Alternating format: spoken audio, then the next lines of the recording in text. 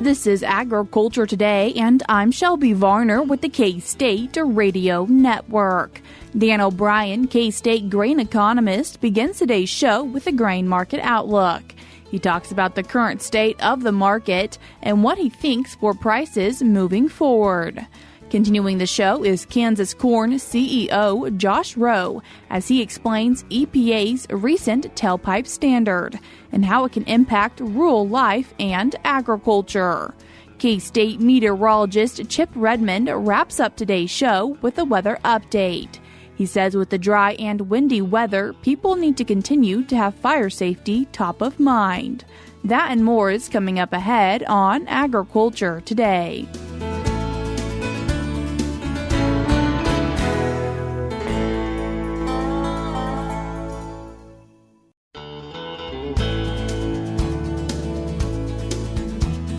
You're tuned in to Agriculture Today, and we start our Friday show with a grain market update. And this week, we're joined by K-State grain economist Dan O'Brien. Dan, thanks for joining us today. Thank you, Shelby. Dan, starting off our conversation by looking at where we are right now in the market and what you might be thinking we'll be seeing for prices. I think the overall take on the part of most state of Kansas ag producers is probably just moderate, probably disappointed here in early April that grain prices aren't higher, both futures, well, it's futures first and then cash following them. And just probably if they have old crop grain, they look at May corn futures at 435.5, November bean futures 1180, and May now that's pre-harvest. Hard Redmond would get 577, and their reference of prices that they deemed to be desirable were $1 or $2 higher than that at least in the last 12 months. So we're sitting at those levels. The new crop bids again for D's corn a little bit higher, 473, so it's 470, 475, something like that. November beans actually 1183, so 1180, 1185, and July 573 for hard red winter wheat, again 570, 575, something like that. So no doubt they are looking forward to hopefully for higher prices, especially if they have old crop grain that they're storing yet.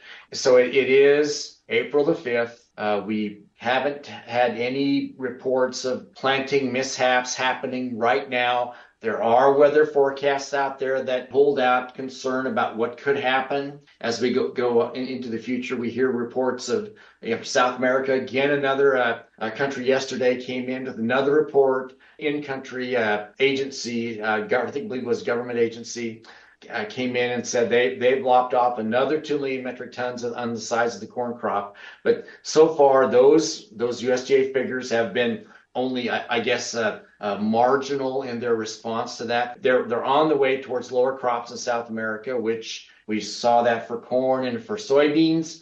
They'd be all at once. Well, let's shake the market up as it is. We're just sort of slowly working our way lower and without exciting the market. So you have a situation, at least on the supply side of these markets, that hasn't brought about any concern. On the demand side, we have some ups and downs on the export side. We're watching ethanol usage for corn, watching soybean crush. Both those aren't doing too bad. So I think try to answer that question as to what the viewpoint of farmers are. They're focused more on the possibilities, more on the risks that could come, the seasonality ahead of us. The traders in the market at this time are more focused on the data set that's right in front of them. And at this time, that's not really valuing future risk. But eventually, now it's April 5th. It'll be May the 5th, May the 10th, prime corn planting, May the 1st in about 3 or 4 weeks. And we'll be going strong even ahead of that. Then we'll look into the soybean side and be more prone yet to have to be responsive to any weather risks. The markets are assuming normal conditions, and those normal conditions bring about moderate to large size crops. Even that respective plantings report last week that showed at least a bit lower corn, moderate soybeans, really didn't shake the market up. So I guess we're sort of in a sideways pattern at this time, waiting for some type of news to shake the narrative of normal conditions going forward. And well, in these situations, I guess I would still counsel people that that we have almost all of the risk in the market on the crop production side all in front of us, and that starts to come into play in latter April, May especially, June, and then if we have normal conditions through that time frame, then for corn, for soybeans, etc., then we start to tail off. But I personally think it's too soon to just assume those normal conditions will come without a hitch, and that will start that slow roll down into fall harvest for these crops, or for wheat to move. Well, wheat harvest for hard red, soft red, be happening here in late June, July, etc. We'll see what that brings about. But so far, there aren't any supply shock issues affecting this market, and as a result, we're at the futures price levels that we're at. Continuing our conversation now, Dan, and looking at what cash prices are. Shelby, you and I watch pretty closely the Kansas cash markets, and noteworthy that the top cash price in the state continues to be in the Garden City area at $4.55, but Topeka, Hutchinson, both at $4.45, just 10 cents behind it. And those aren't the main market centers. The Garden City is. Salina, $4.34, Colby, $4.41, $4.36 in Columbus. New crop bids, again, the best new crop bid also is in that Garden City area at $4.88, 15 over, but everything else ranging from about 15 to 35 cents under in these areas. So it would seem to me that unless we start to have some, combination of market factors in the coming months that really start to worry the market, how will we come off of these lows? So we're pretty dependent on that risk right now to emerge if it's going to. Grain sorghum still same picture, pretty strong cash prices. Is interesting in the Hutchinson area. You have still corn cash price $4.45, and the spot sorghum price $4.75, still 30 over. And when you look at that, that's one or two bids at major grain terminals, the places that are really exporting. That Hutchinson bid, still you have corn at $4.58 relative to D's corn futures 15 under. 4.43 for grain sorghum, 30 under. So whatever's happening on the front end for sorghum, and it's mainly exports to China, the market hasn't bid new crop expectations into that continuing, at least as of yet. And for soybeans, again, cash prices all ranging from about, on the low 10.60 and the highest price in the Colby area. The next lowest price, $11 at the Garden City, and then $11.20, $11.40, the high of $11.50 in Hutchinson. New crop bids varying in about the same way. The strongest bid in Hutchinson at $11.43, lowest in the Northwest Kansas at $10.84, and that's the high end of those bids. And for wheat, it's probably for wheat producers, we're hoping for great yields right now because the prices are just so. Cash prices are, again, the highest cash prices be about $5.58 in Salina, Topeka $5.57, and Hutchinson, all pretty close.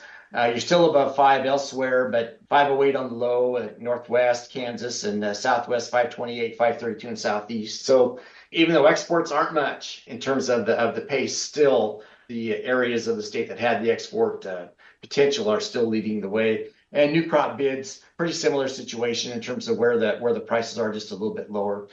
We've been watching, you and I've been watching the relative price of wheat versus corn, new crop bids in the Garden City area, because again, if wheat prices get low enough that we can feed it, it's going to show up there. That's where cattle mainly are. That ratio is at 1.07, and 1.05, 1.06 is kind of as a percent, 105%, 106% is kind of the break even that we've been looking at over time to start to really make wheat feeding look attractive. And so wheat prices, as they struggled along, have dropped relative to corn, to the place where we're just on the cusp of having wheat feeding being affordable. So I don't know if that time is here yet, but if that same price ratio hangs around until we get off into June and July, then you're probably in a place where you might be feeding some wheat in Southwest Kansas.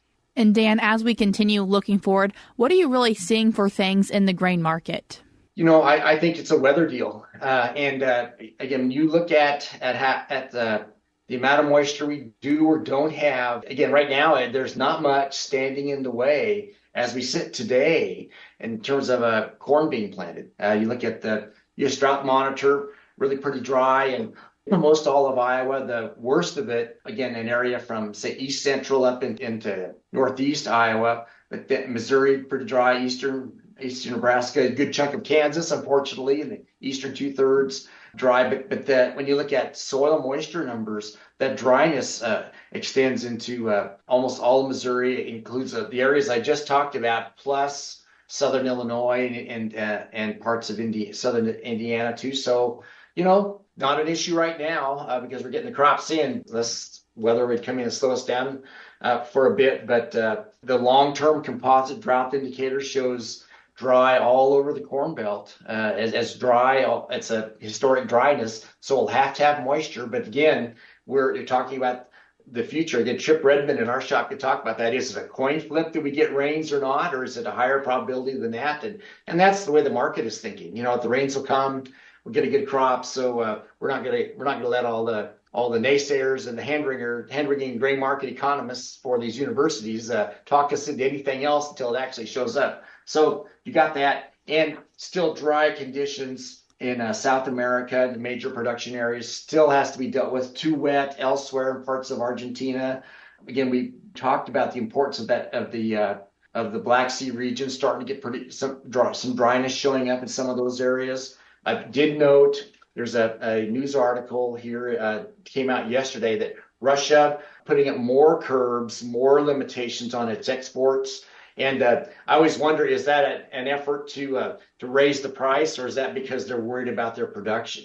But anyway, whatever it is, they're curbing some of their exports, and that's probably a price supporting move. And it's just, what's the reason? Is it because they don't have the grain, or is it because they're trying to affect the price? That'd be my question. That was K-State grain economist Dan O'Brien. We're cutting to a short break now on Agriculture Today, but we'll be back with more ahead.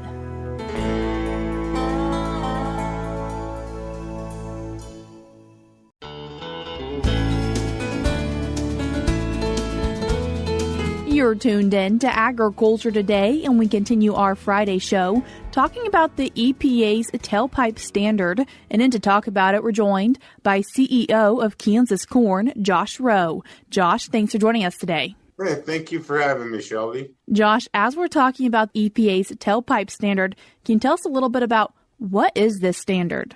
Yeah, absolutely. And just here in the last couple of weeks, EPA issued a proposed rule for tailpipe standards that the automakers must follow to remain in compliance with the federal government.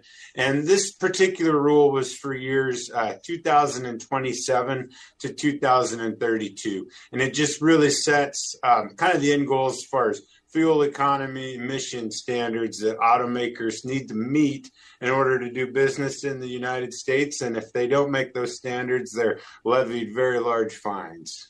There are some concerns for agriculture that not only impacting corn, but really all of production agriculture. And one of them is looking at the difference between electric and combustion.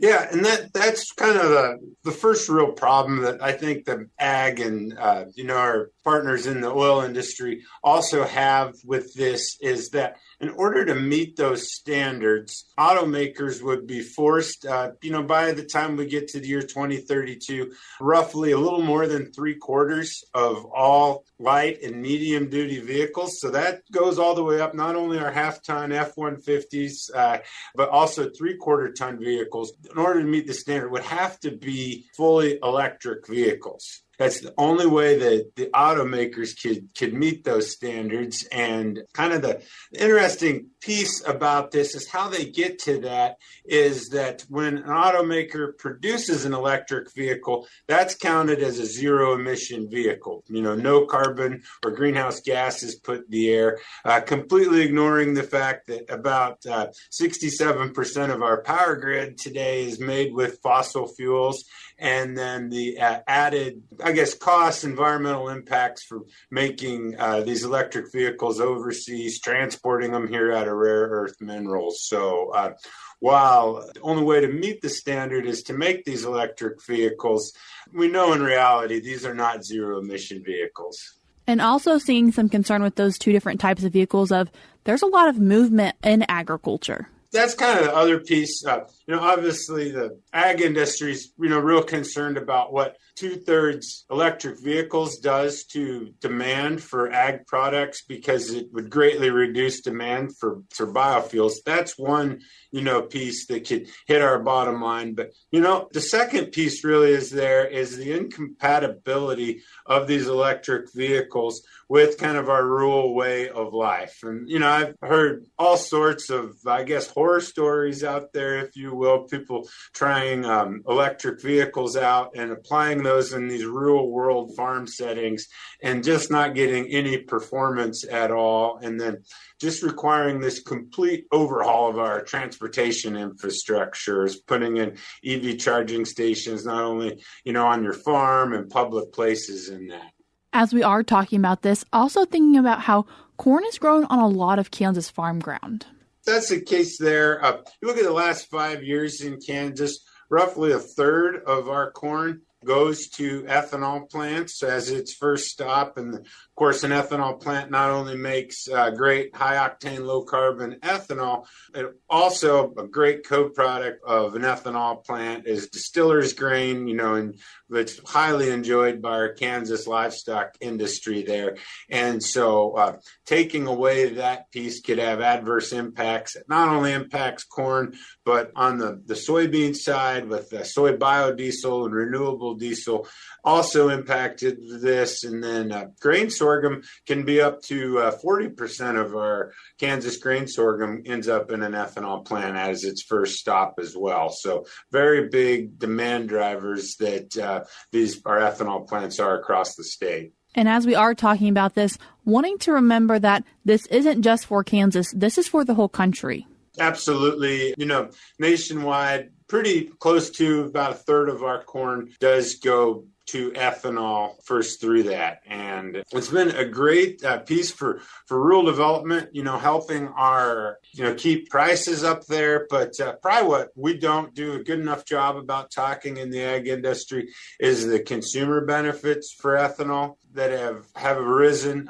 Ethanol is usually, I think right now it's running almost 90 cents per gallon cheaper than, straight unleaded gasoline. So adding ethanol into that mix, it reduces prices on consumer. And these, newer vehicles, high compression engines are really can take advantage of that high octane piece that ethanol offers through there. So you see, in some cases, even increased fuel economy by moving to a 15% ethanol blend, but you don't see that drop in miles per gallon. So in today's environment, high inflation, high prices, it offers a savings at the pump and gives really good environmental benefits through there. Great studies by Harvard and Tufts University have shown ethanol reduces greenhouse gas emissions by 44% compared to straight gasoline. And so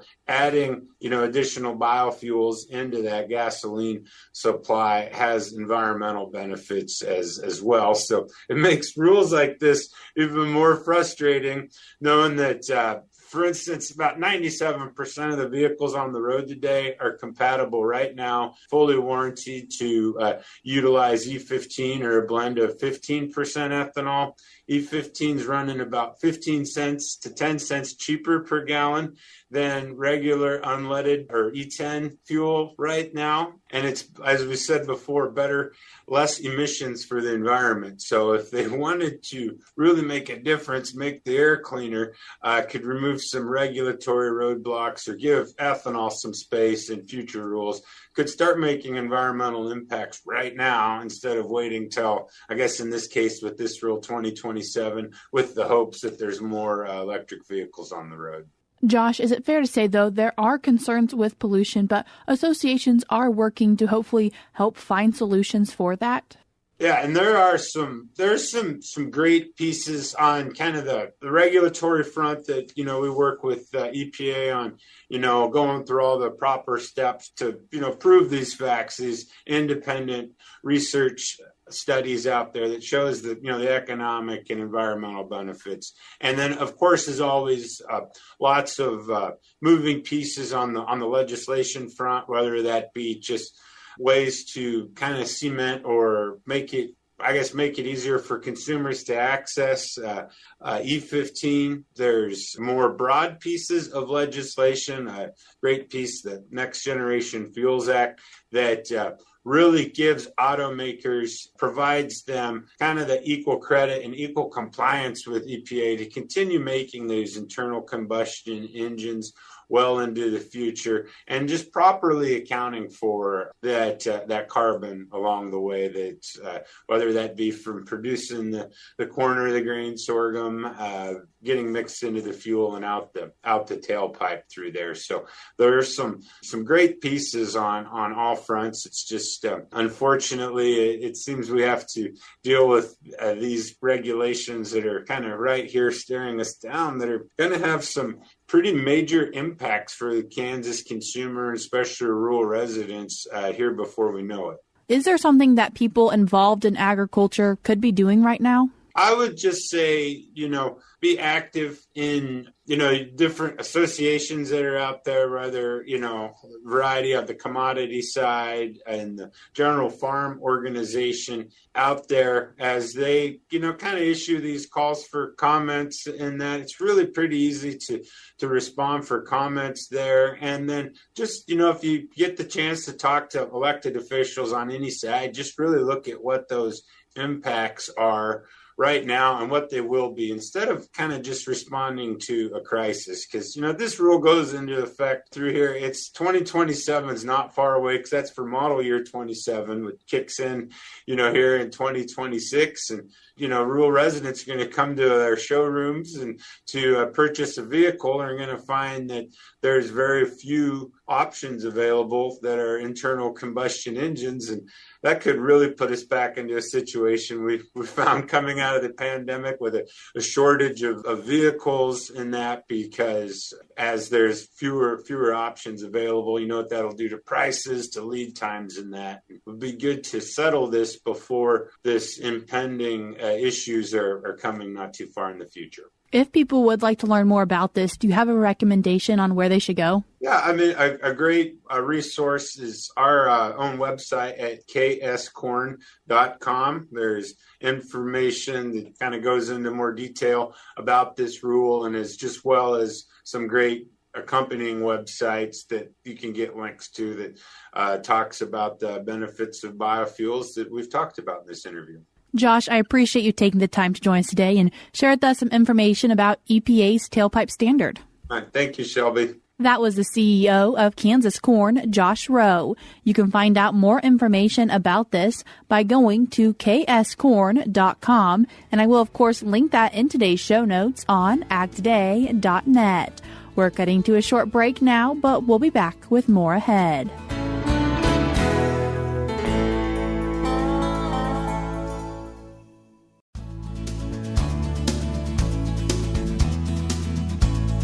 You're tuned in to Agriculture Today, and we finish our Friday show with a weather update. And as always, we're joined by K-State meteorologist Chip Redmond. Chip, thanks for joining us today. Yeah, thanks for having me. Chip, as we're talking about the weather for this week, can't go without mentioning the amount of wind we've had. Well, it's typical spring in Kansas. April, May, and March are our three windiest months, and we're kind of living up to it now. We definitely had some quieter, lighter winds in March, but so far, the end of March and early April, we saw those strong northerly winds. We had some 50-mile-an-hour wind gusts associated with some storms here a couple of days ago in the Kansa area, Manhattan area. That was very strong. So when we get these big storm systems, we got warm air in the south, cold air in the north. Put those together, we get the big pressure gradient, and we get a ton of wind. And looks like the wind's going to continue as you get into the weekend. It's something people should be used to. Unfortunately, we're starting to see dust and dirt blow, soil blow, and we're also seeing, thankfully, not a lot of fire activity.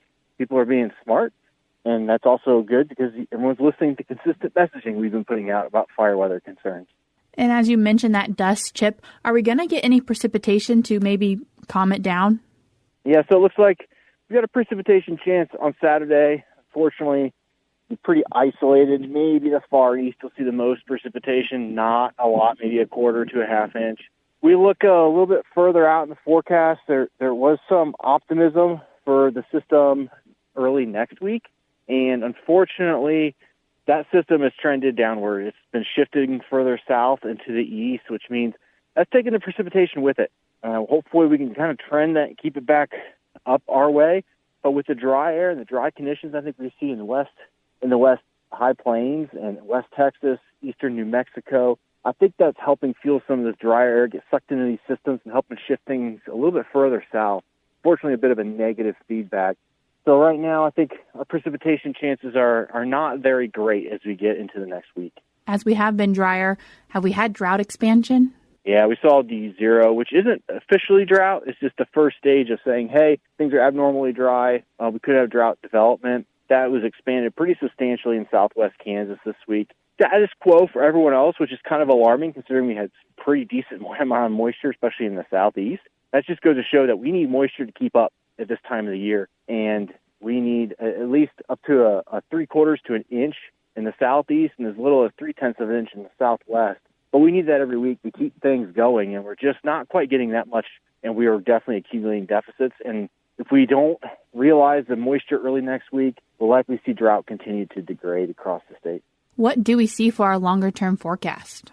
We've been talking for a couple of months now that there'll likely be a cutoff in moisture, and it'll be pretty substantial, and I'm concerned that cutoff might be starting to happen just with the dry conditions to our south and west. Models all say high pressure is going to build into mid-April, and we'll likely see our storm chances dwindle and that we won't get as many active storm systems, which means things will likely continue to stay on the dry side, especially for those folks that have already been dry. Even if we do get some moisture next week, I'm not very optimistic that we're going to be able to carry that further out. And Chip, you mentioned at the beginning of this that thankfully you haven't been seeing a lot of unintentional fires, but just wanting to remind people a few things to keep in mind as things are windy and dry outside. Yeah, my biggest concern, especially southwest, south central Kansas, they have been dry. That's also where we have the greatest amount of grass. There's been some good prescribed burning going on out there, but just a great reminder that, hey, we need to check these fires and check them again and again and again because we can see rekindles with these heavier fuel loads. And unfortunately, until we get a lot more cool season grass growth, we're going to continue to have the risk of wildfires. I'm grateful that things have been quiet. Let's work to keep it that way. Let's mitigate our fire concerns, check your prescribed fires again and again, and let's not have any issues. Chip, I appreciate you once again joining us to give us our weather update. Yep, thanks for having me.